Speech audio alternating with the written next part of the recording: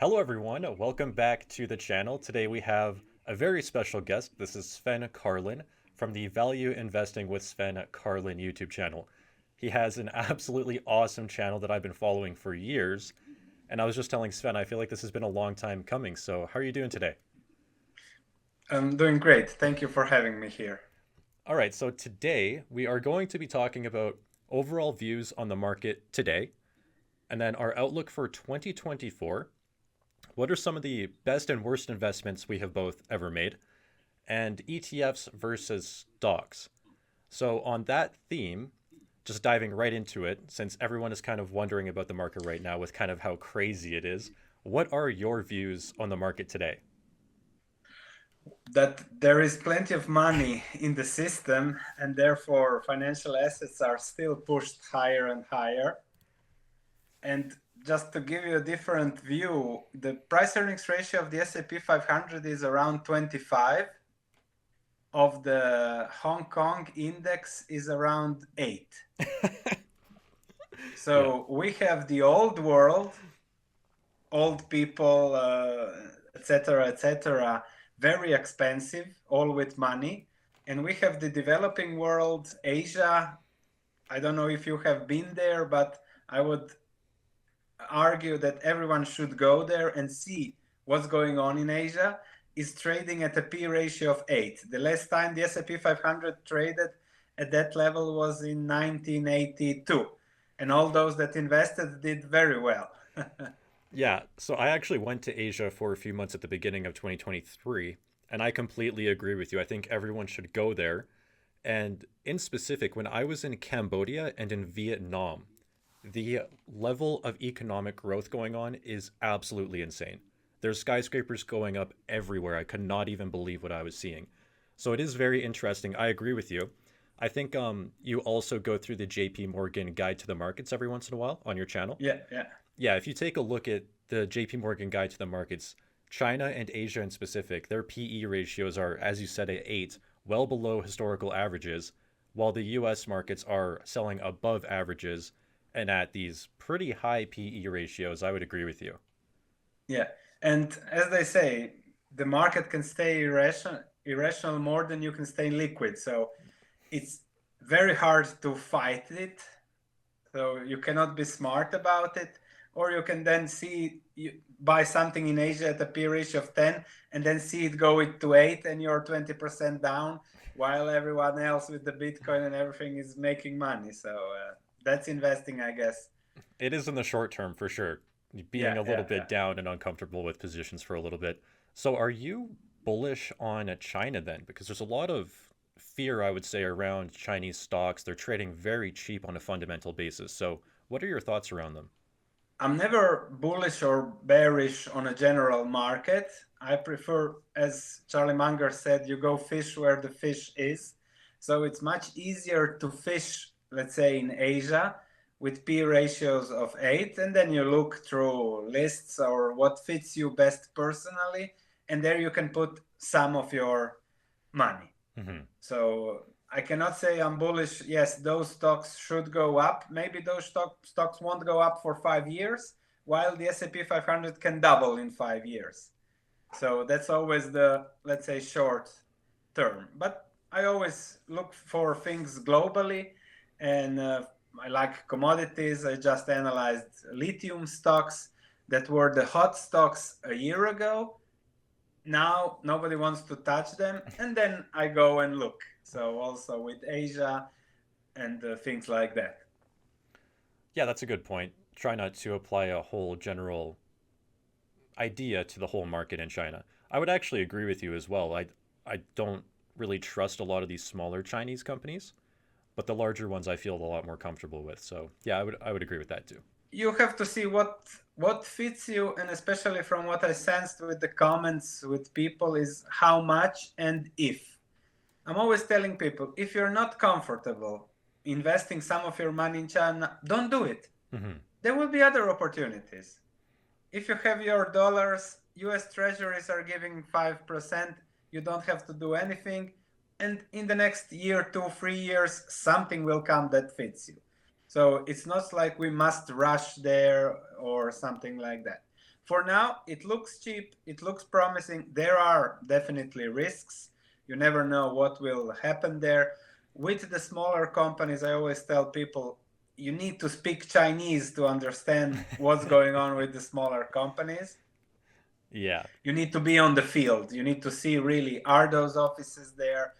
Aren't they, etc., etc. We had some analysis. I think it was 2019.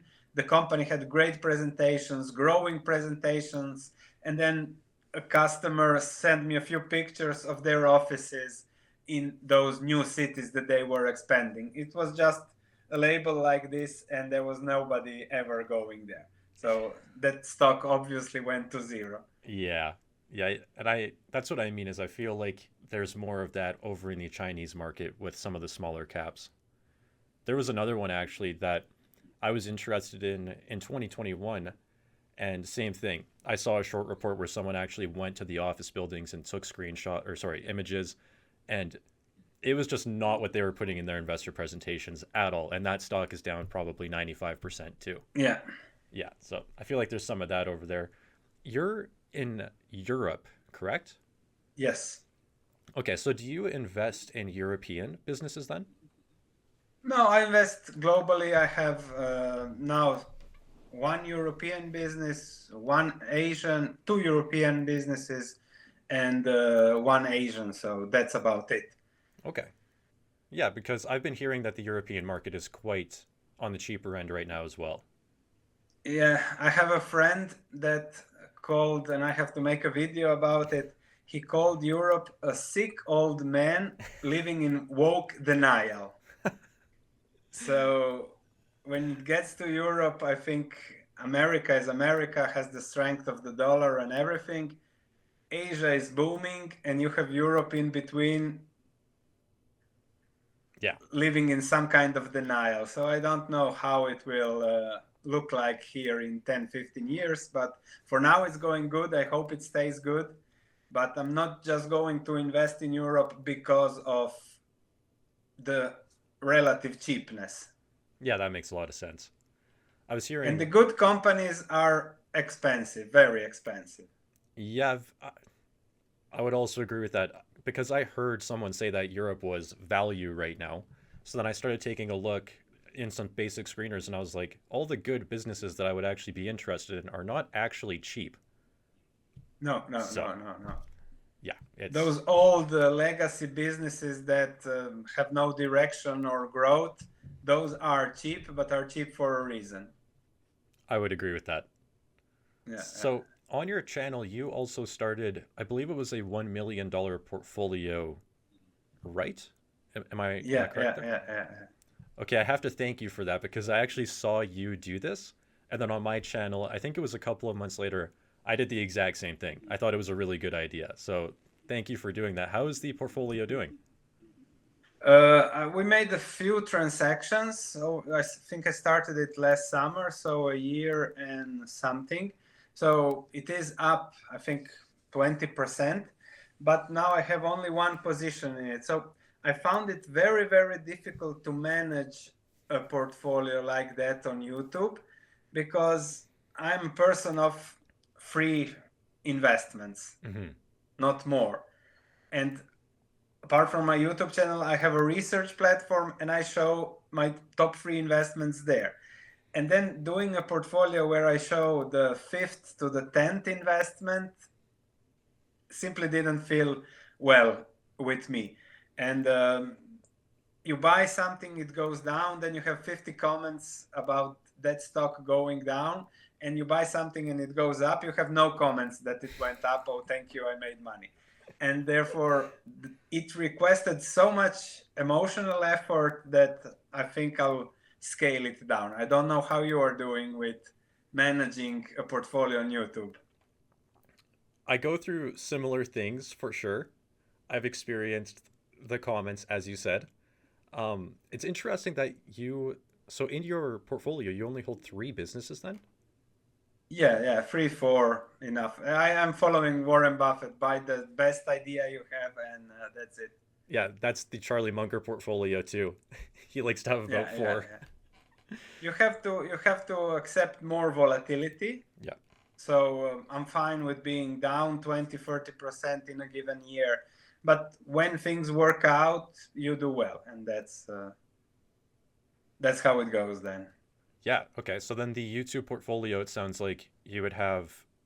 I did check out one of your videos a while ago, and I believe you did have about 10 or more positions. So, Yeah, yeah, I tried to do it in an educational way, mhm, try to do it that it shows the risk and reward and something, but then I understand it was all just for entertainment. mm, okay. And I felt that, okay, we can entertain, we can discuss, but it was too fake to me. It was a demo portfolio and simply didn't fit my personality. So you test something, you see how it goes, and then I prefer to I make the analysis, I show you this is the risk and reward, and then you see how it fits you. Okay. Yeah, that makes a lot of sense. The portfolio on my channel as well as a demo portfolio, and it also is not 100% a replication of my personal portfolio because I like to invest in smaller cap businesses that tend to have lower volume, a lot more volatility, and they're just not stocks that I would ever talk about on a YouTube channel. So Yeah, yeah, yeah. so I have a pretty large position or a large allocation in my portfolio to businesses like that. So again, on the YouTube channel, it's not a true reflection of my actual portfolio. And also small caps, Asian stocks. We started this chat with Asia and China. You'll get hammered in the comments because it's forbidden to discuss that on YouTube. Yes. So that's also there's so much weighing there. What can I say? What I can't say? Then I think listen, I love my life. Better not do some things where it costs too much effort, and you do things that work, and that's it. Yeah, fair enough. I completely understand that as well. So, if you have a very concentrated portfolio, it sounds like, what are some of the best and worst investments you've ever made if you're comfortable sharing? Uh, well, I started investing now 22 years ago. Okay. So the first two stocks I bought when I was 20, one went up 5 times and the other went up 10 times. So I looked at these companies, I liked it, and I bought it and waited, and just the market boomed. And then I sold and I made a lot of money. So that could be the best investments I've made. And the worst investment, I think, from a return perspective, it was not much money, but I invested in shipping stocks in 2009. Okay. I didn't understand the business, didn't understand the cycle. So when you don't know something, I was just seeing that company is trading at a P ratio of 2, and the ships are worth, I don't know, 100 million, and the company is trading at 20 million. And then I said, this must be value investing. But I didn't understand that the value of the ships also fluctuates, and the company went bankrupt 5 years after that. Okay. Did you hold the stock all the way into bankruptcy then? Yes, yes, yes. I still have some shares, but I told you it wasn't that much money, but it was a great lesson about what and how to invest in something. But perhaps the worst investment was selling Apple in 2017. Oh no. I made an analysis in 2016. I think I even wrote an article on Seeking Alpha, Apple for the next 40 years. And then I bought something, and a year later, oh, I made money. I'm such a genius. I'm so smart. And then I sold. Wow. So what was the reason for selling then? Was it just too expensive for you? No, it went up, and I don't know, stupidity. Yeah. I've actually heard that a lot of people's biggest investment mistakes is selling a great business too early. I have a client. He invested a lot of money in Amazon at 2002 and sold 3 months later for 30% profits. Oh And he no. said that day he felt as a genius, but okay, the rest is history. Oh no. Yeah, that's also something that I kind of struggle with in my own portfolios is if I buy a stock and then it gets up to a crazy price. Adobe is actually a good example. I bought it In 2022, when it was falling, I thought it was undervalued.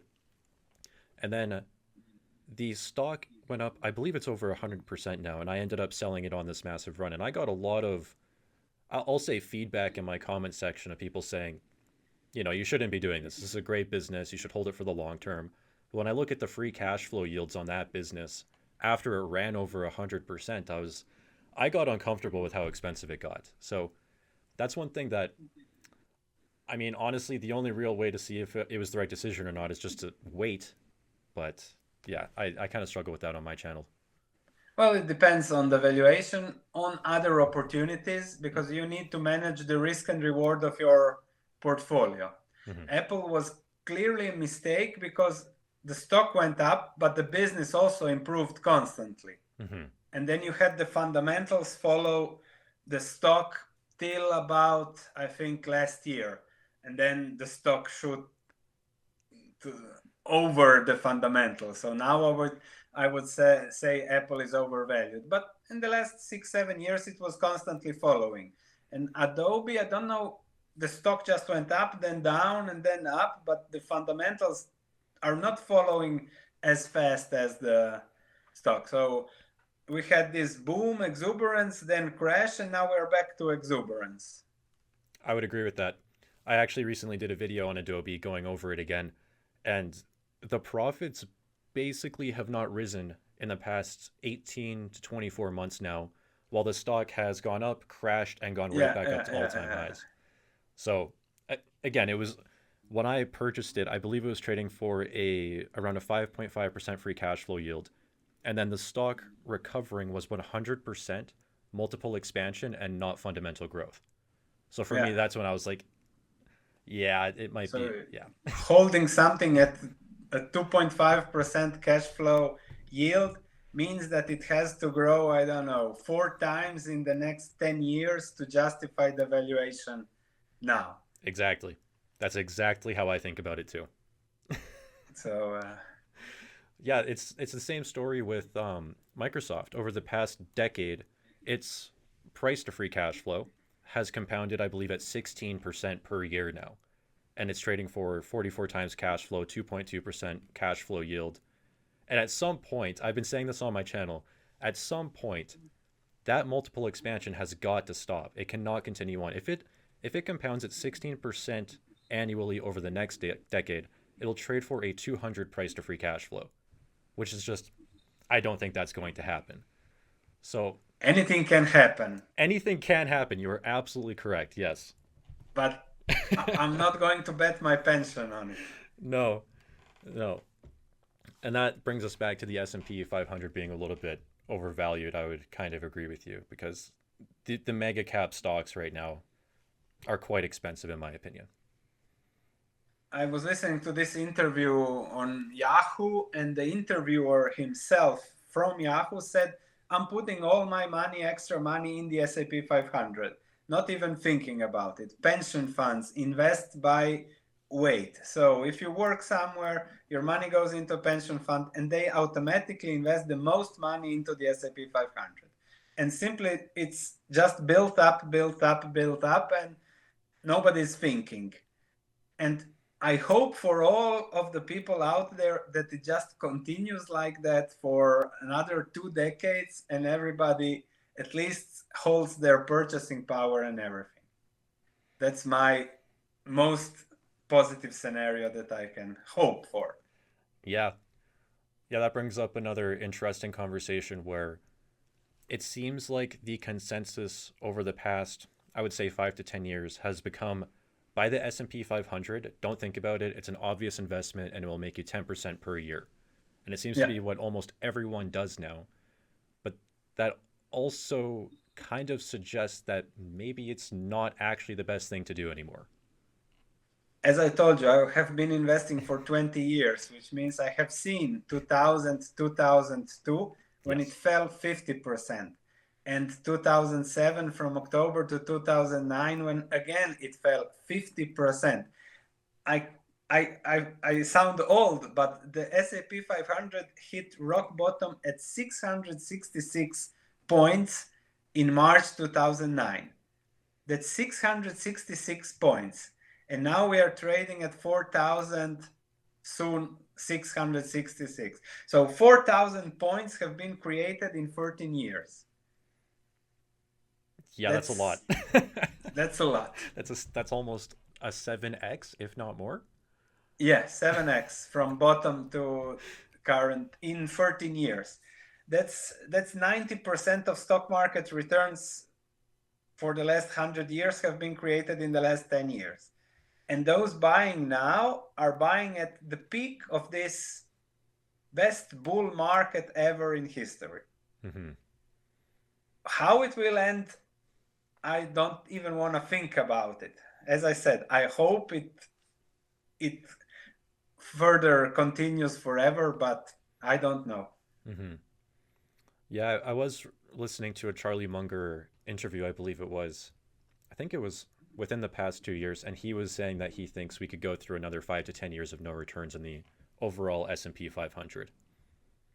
That's also what Druckenmiller says already, has been saying for 2 years, that the most likely outcome is no returns, especially no real returns for a decade.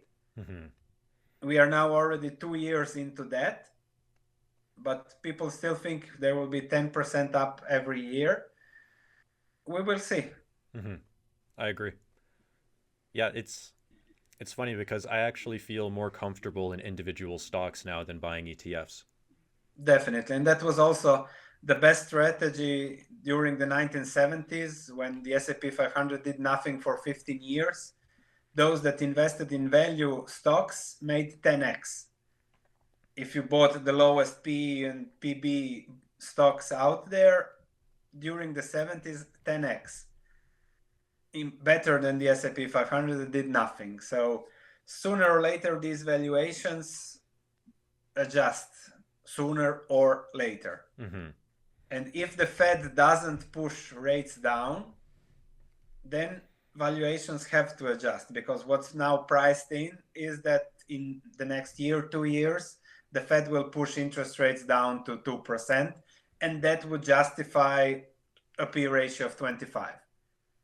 But if that doesn't happen, then the P ratio for current interest rates should be around 14, 15, and that's a 40, 50% crash. Yeah, that's a good way to look at it or to put it. Yeah, I personally don't think rates are going to go back down to 2%. I would speculate. I have no idea, but if I had to guess, I would say maybe between 3 and 4%. I would, that is something you can think, but I think that at some point the Fed will completely lose control, and we cannot even imagine what will happen, because 3%, 2%, 5%, that is something in control. Mm-hmm. But who is imagining a scenario where they totally lose control? And every country in history that has done deficits, running deficits, printing money, has at some point lost control of that mechanism. Mm-hmm. Yes, they have. So it doesn't matter whether interest rates will be 2, 3, 4, or 5%. If the Fed loses control, it matters where will you get your potatoes. That is a really good point. So I Every hope they don't lose control and they know what they are doing. But when I see Yellen, I don't know. It's a retirement home would be better for her than running the treasury. Yeah, I mean every large world leading nation throughout history has fallen at some point, so And it's always the same. Good times, everyone wants to keep the good times going forever. And you keep the good times going by printing money and having zero interest rates. And as long as it goes, great. But if I try to spend 20% more than I make, I will not last for longer than a few months. mm-hmm. That's a good way to put it.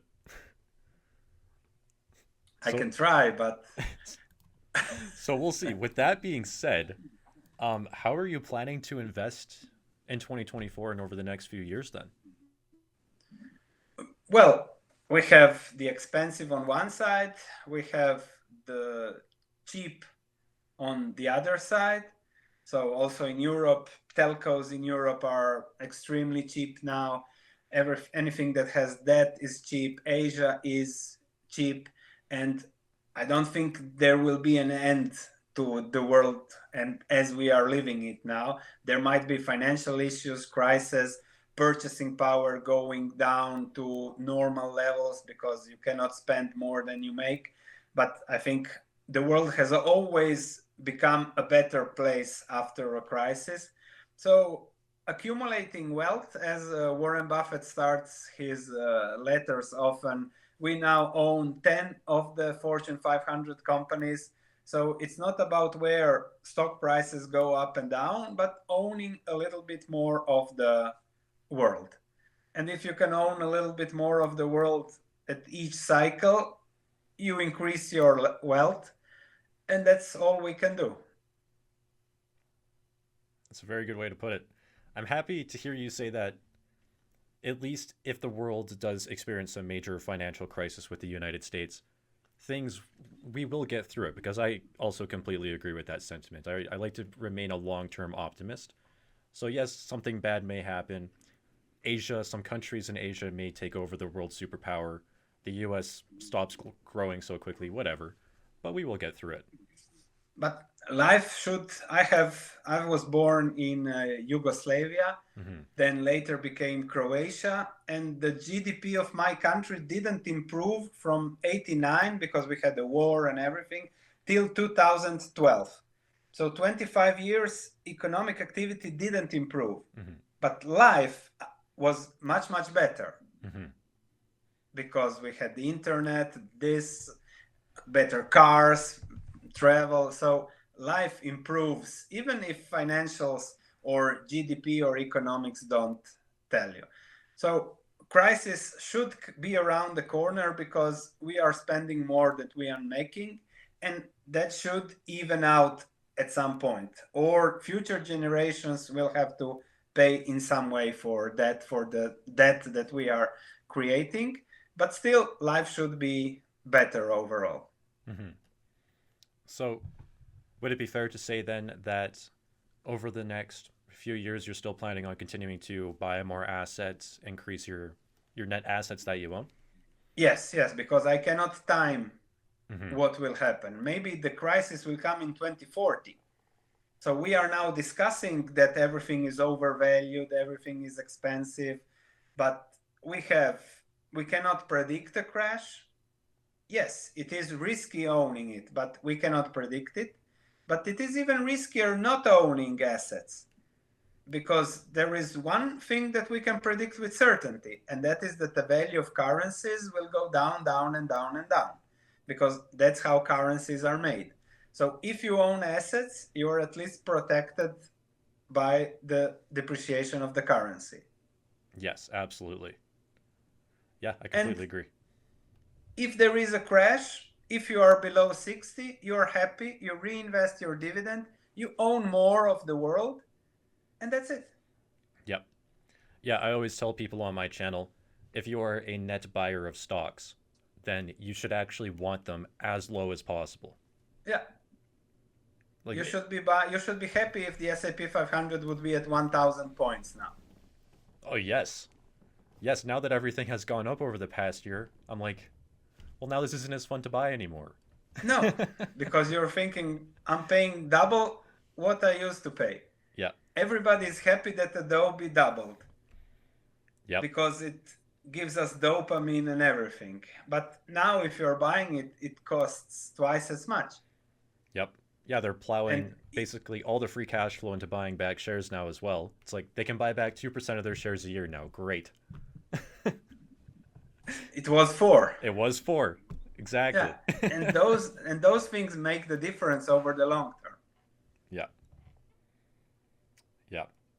Yeah, so But we are not, we are short term oriented and we don't like to think over the long term. mhm. But Buffett is a great teacher there. Just buy it, let it, but buy it at the right price at the beginning, and then everything is easier. If Yeah. you buy at the wrong price, then things become complicated. Yes. Yes, I completely agree. And one thing that I've also seen in my comments, especially when I sold Adobe, was people saying that, Warren Buffett preaches buy and hold forever, don't ever sell. But then if you go and read his, I believe it was his 2002 letter after the tech bubble crashed, he said that he was regretful that he did not sell some of his top stocks like Coca-Cola when it was trading for a 60 PE and then produced no Yeah. returns for 13 years. I have analyzed a little bit of Warren Buffett, and he's actually selling 9 out of his 10 positions. If you look at his positions 10 years ago, you will find 9 that he doesn't hold now. So he purchases 10 stocks, he needs to own them to learn about them, and then he sells 9 of his 10 positions. I think what was the store REIT that he bought Yep. 2-3 years ago sold out. And if you just look through his portfolio, things disappear. IBM, Wells Fargo, all things that are not meeting his absolute top criteria disappear. Tesco in the UK. So he is buying what he thinks could be, and then watching, likely talking to the management, seeing whether they are doing what should be done or could be done, and then if not, he simply sells. And I think he would sell also Apple, but the position is too big. Yeah, I've really wondered what his thoughts are on Apple today, and especially because I believe he was buying more in 2021. No, that was just accounting adjustments. He was Oh, okay. selling a little bit, and then if he buys some insurance company or something that has also Apple inside, that has to be added to. So he wasn't buying like buying. Okay. Yeah, thank you for that clarification then. I didn't dive into that too much deeper. I just saw him adding to it. There was also once a discussion that Buffett bought gold. No, an insurance company that some of his insurance company owned had some gold for some transaction, and that came out in Berkshire's statement. And then everybody said Warren Buffett is buying gold. No, Warren Buffett is not buying gold. Some insurer somewhere maybe got some gold, who knows what, and that's why it's there. Okay. Wow, yeah, that's very insightful. Yeah, it's Because a big company, so you have to see how it moves. yeah. Yeah, because I was taking a look at the prices of Apple when that buy popped up on the 13F and I was like this is not like Buffett to be buying up here. No, you have to see. You don't know who was buying or where, so it's not that easy. It's not that he spent 100 billion on Apple. Yeah. Maybe some pension fund that they acquired through a reinsurance transaction or who knows what. Yeah, that's a good point though that he does tend to sell a lot of his positions like airlines in 2020 he completely sold out of. He bought Taiwan Semiconductor, I think it was 2 quarters later, completely sold it. So he is He's buying us. selling 9 out of his 10 positions. Yeah. He buys, he learns about it, he sees how it feels to own it, and then sells out if it's not to his liking. Yeah, and have you read the book The Snowball? Yes. Yeah, in that book, I believe in his early years, he was buying and selling all the time as well, and he would have his entire portfolio in like 1 to 3 stocks. Yeah. He was really a value investor then. Yeah, he was very active, buying and selling all the time. So yeah, it's So buy and hold for the long term, yes, but the right thing. I agree with that. I like to do kind of like a buy and verify. Buy it and then Yeah, over time that's it. continue verifying that it's still a good investment, still a good value.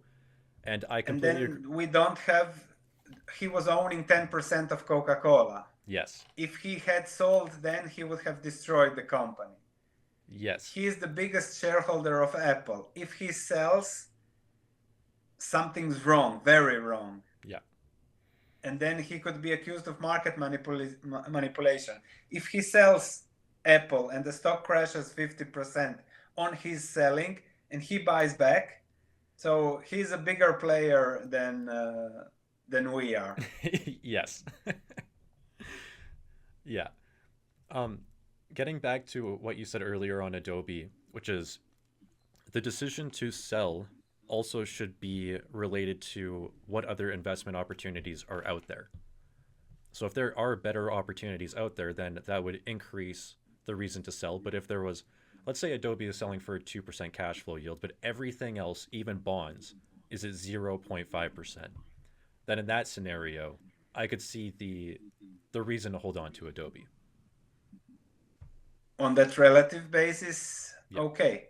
But if you have treasuries giving you 5.5% with, let's say, no risk, and you're holding something that's giving you 2% and can easily get back to 4% where it was 6 months ago, No margin of safety. then you have to see how it fits you. Absolutely. Yeah, okay. So you're also someone who discusses margin of safety, and in my own experience on Twitter and in the financial space on social media, what I've noticed is there is not really one consensus on what a margin of safety is. So in your opinion, what do you believe a margin of safety is? If you really want the margin of safety is your own behavior. That's a great So answer. if the worst case scenario happens for that investment, how do you behave? If you can figure out that, then if that is okay, then you have a margin of safety. So for example, people have now 5 millions invested in the S&P 500 for their pension fund.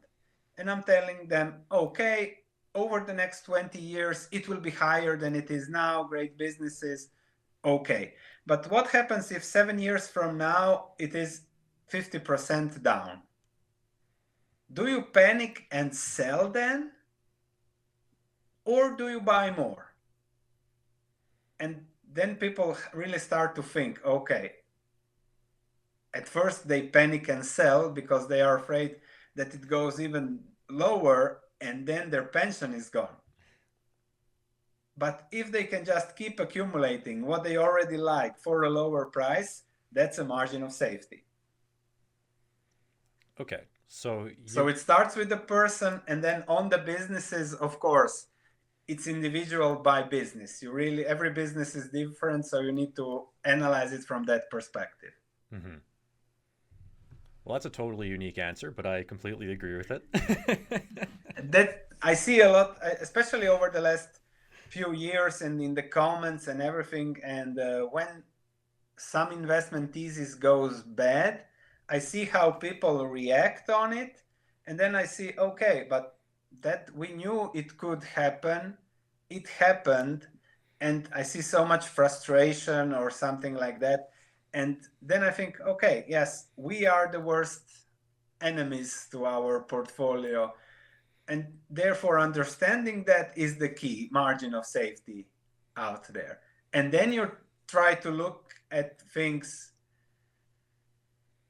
from a financial perspective, a margin of safety. Mhm.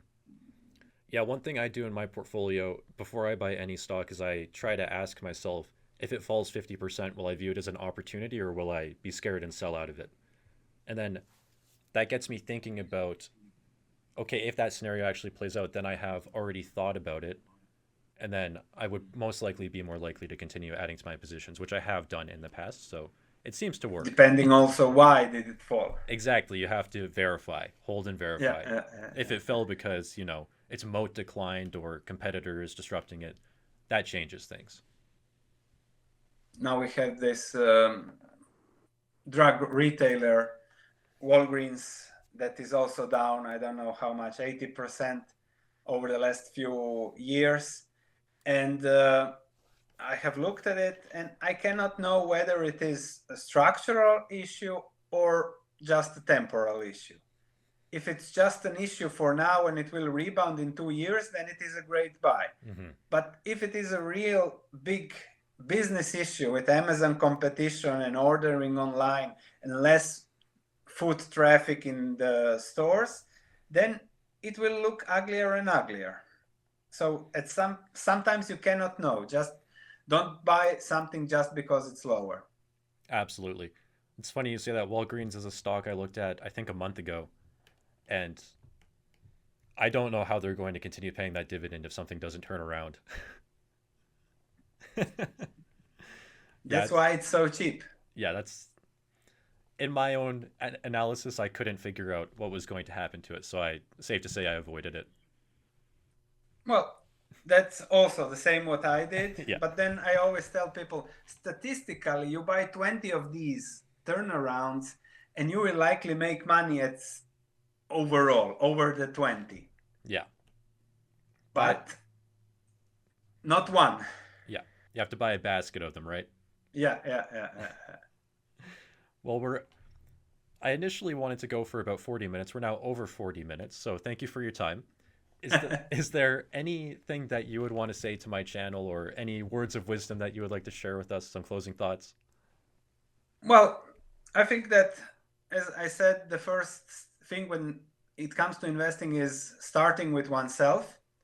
And what I see a lot, especially on the comments and with stocks going up and down, and that's the key when it comes to investing. You only need to invest the money you will never ever need.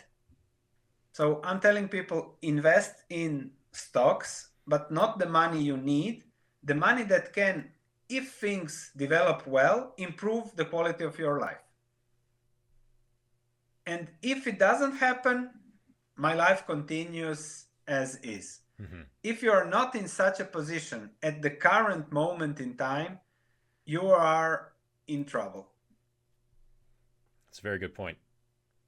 So that's the first answer a person needs to have. Mm-hmm. If you are depending on the S&P 500 staying at these levels for your future quality of life, disaster is watching you.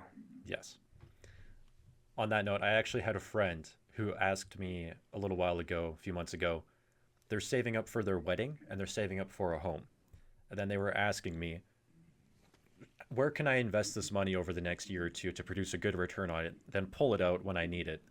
And I told them over 2 years, you should not be investing it in anything other than bonds or some sort of similar risk-free investment vehicle. Bank account, bonds, and that's it. Yeah. But I fear that a lot of people do get into that mindset of, oh, S&P 500 goes up 10% a year. I'll throw this money I need next year into it, and it'll be great. And all the analysts are projecting 10% growth for the S&P 500. Yeah, JP Morgan upped their limit today, I saw, or their price target.